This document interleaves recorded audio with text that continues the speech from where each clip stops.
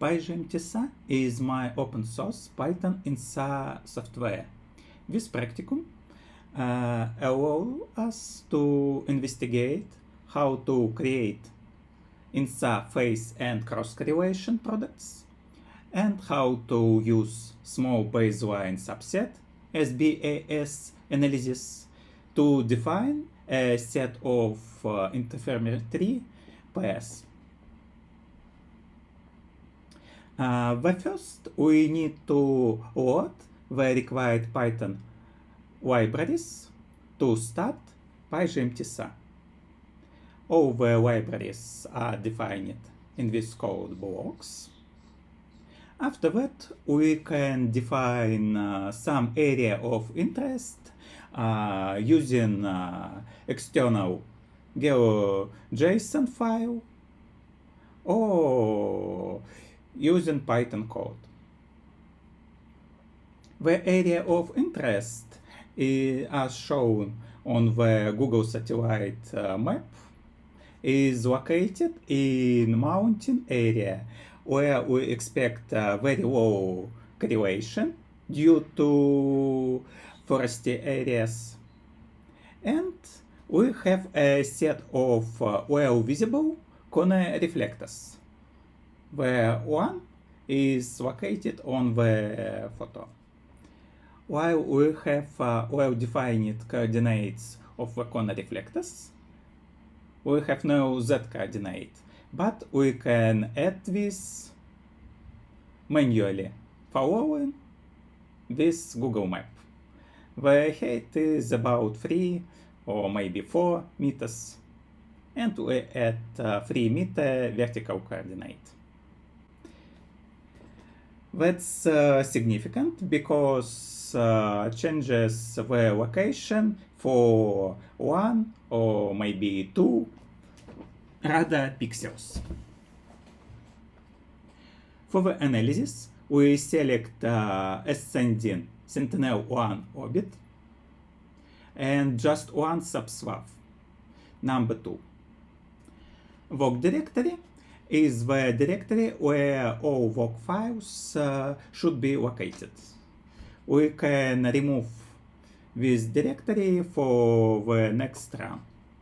Data directory is the directory to locate Sentinel-1 scenes unpacked and maybe Sentinel-1 orbits.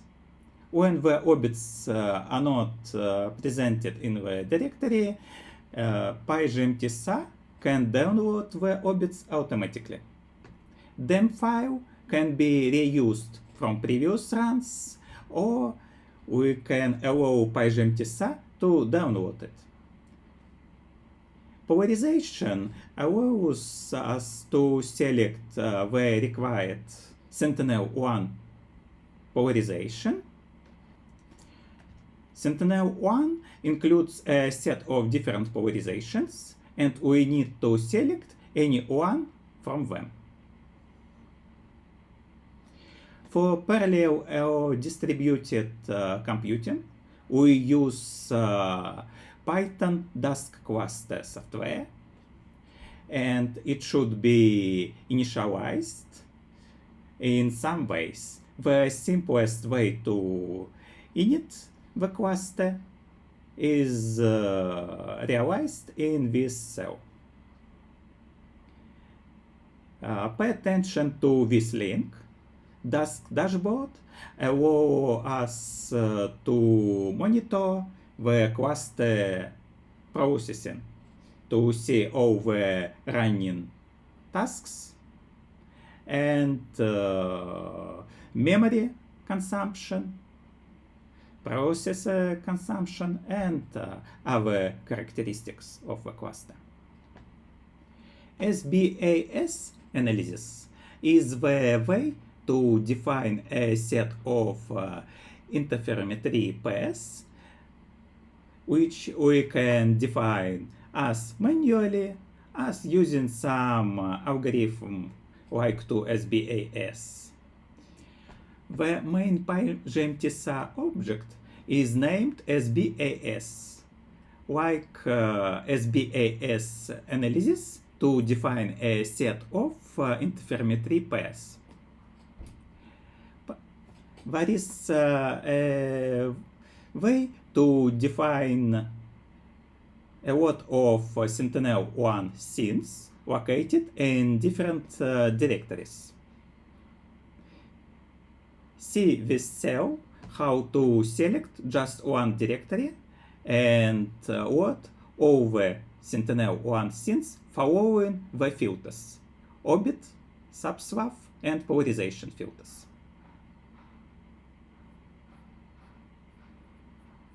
All the scenes can be visualized in this cell. For the analysis, we need just a few scenes, not the all, and that's easy to limit the number of scenes to 10 for this example. The flag drop if exists allows us to recreate the processing directory, workd. Let's check the selected scenes. We expect 10 items here. When all or some of Sentinel-1 orbit files are missed in the data directory, we can allow PyGMTSAR to download them. For this case, all the orbits are already exist, and this command is missed. Okay, check the dataset to be sure we have all the data file defined and all the orbit files defined. Okay, we have the complete definition for all the input data and can continue.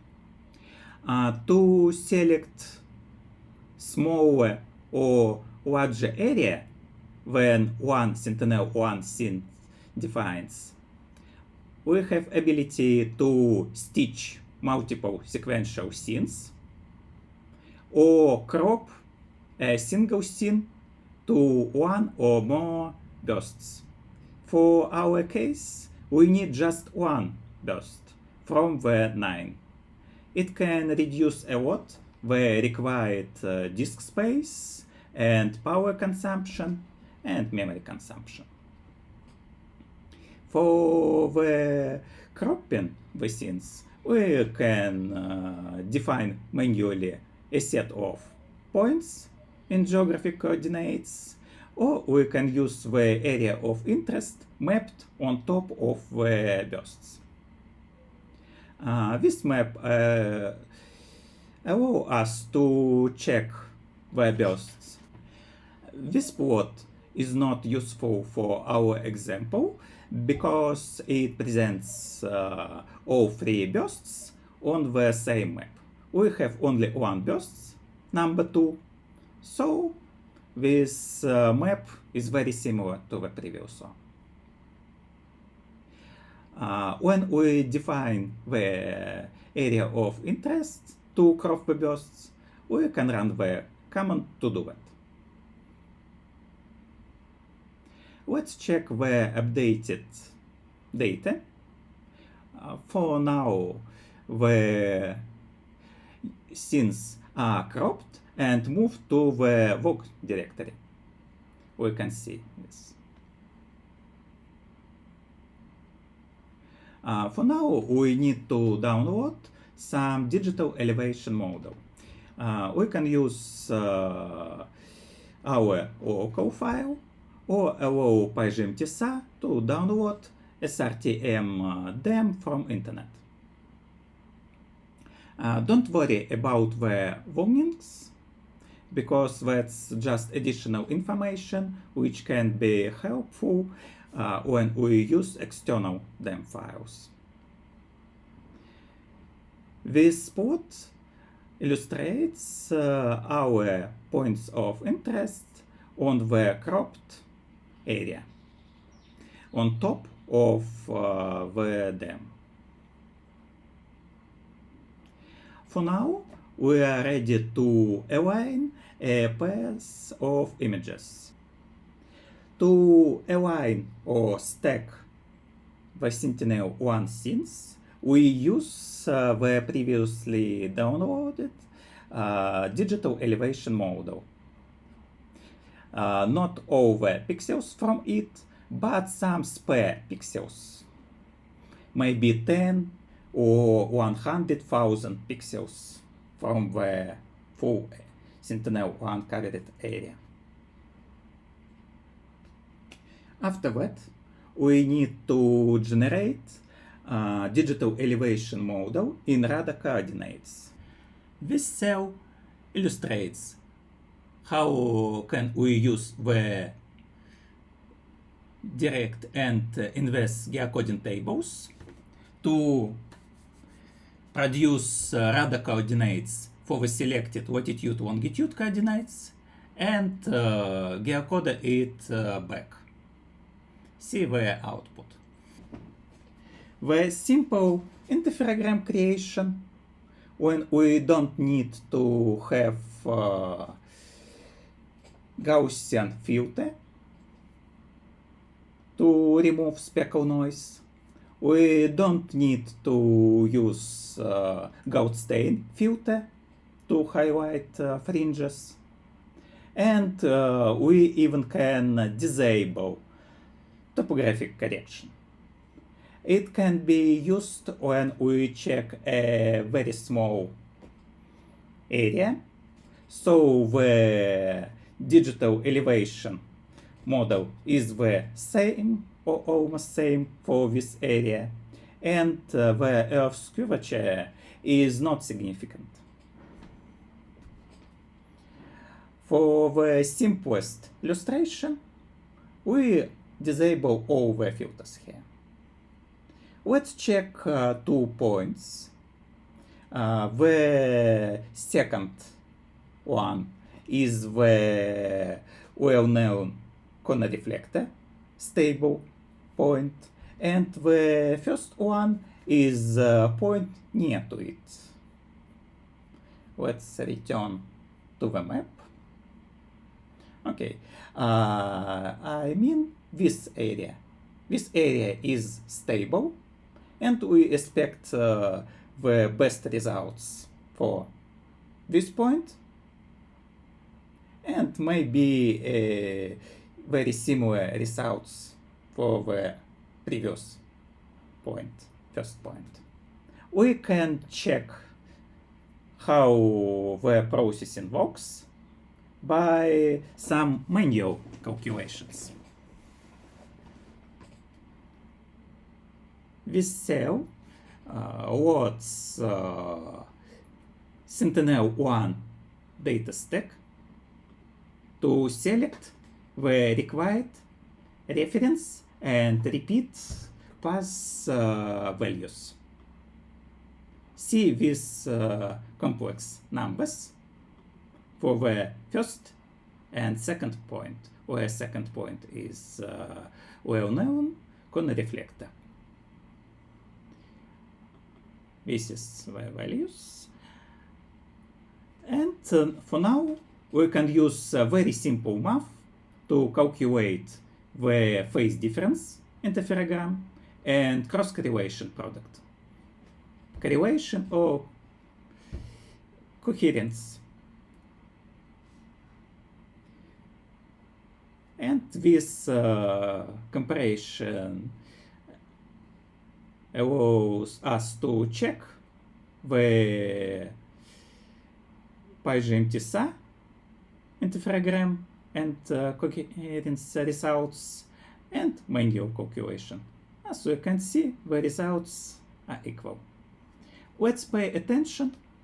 The correlation is equal to 1 for the above points. That's not valid result, and we can check it a bit later. As we can see, the phase is very noisy, and there are just few small valid areas. Let's check the correlation. Correlation looks strange because we have value 1 for very noisy areas, forested areas, and this result is not correct. We can return a bit early to validate it. This correlation value for neon corner reflector is valid because interferogram imaging and real paths have the same order of magnitude. But for the neighbor point, pixel 1, correlation value is the same, but phase difference, imaging and real components have very different order of magnitude. In this way, this correlation value is not valid. It means we have the influence of so-called speckle noise.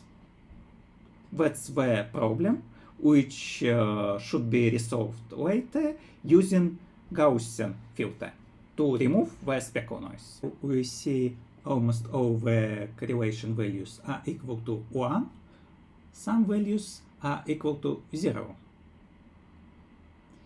It means the Sentinel-1 scene amplitudes are too small to estimate the cross-correlation values.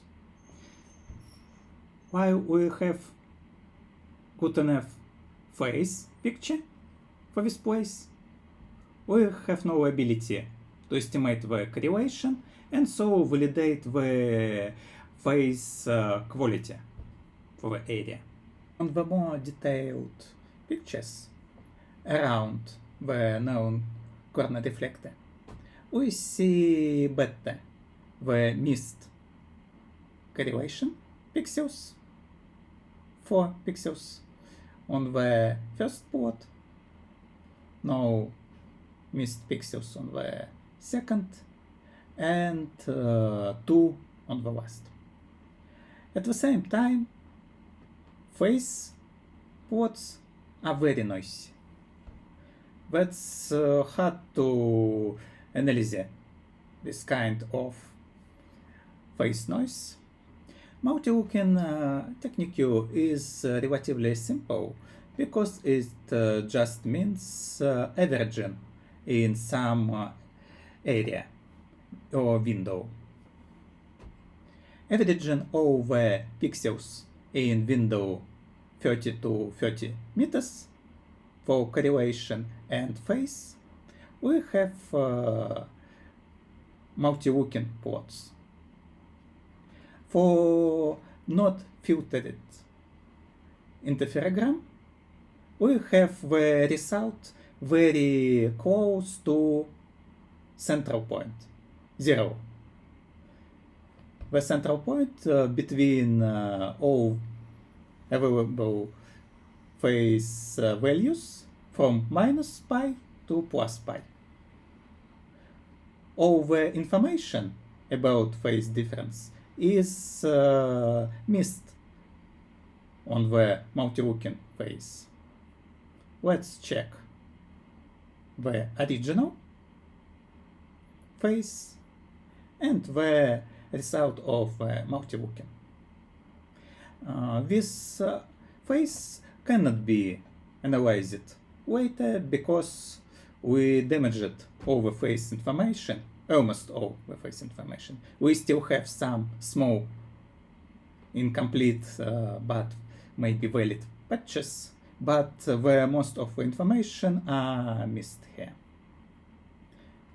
And about the correlation, for now we have exactly 1 for the correlation value everywhere, but zero correlation around the borders when the Sentinel-1 since amplitude is too small to estimate the cross correlation. As a result, multi-looking doesn't work here for not filtered phase. This is the comparison plots. Original phase, not filtered, not multi-looked, and the multi-looked phase. The first one product is very noisy, but it includes valuable information. The multi-look phase is useless, completely useless. About the correlation, that's almost the same. For the next time, we will check how the single-step edit, the Gaussian filtering to reduce speckle noise, will enhance the results to produce valid phase and correlation informations. Thank you for attention. The example notebook is available on my Patreon for sponsors.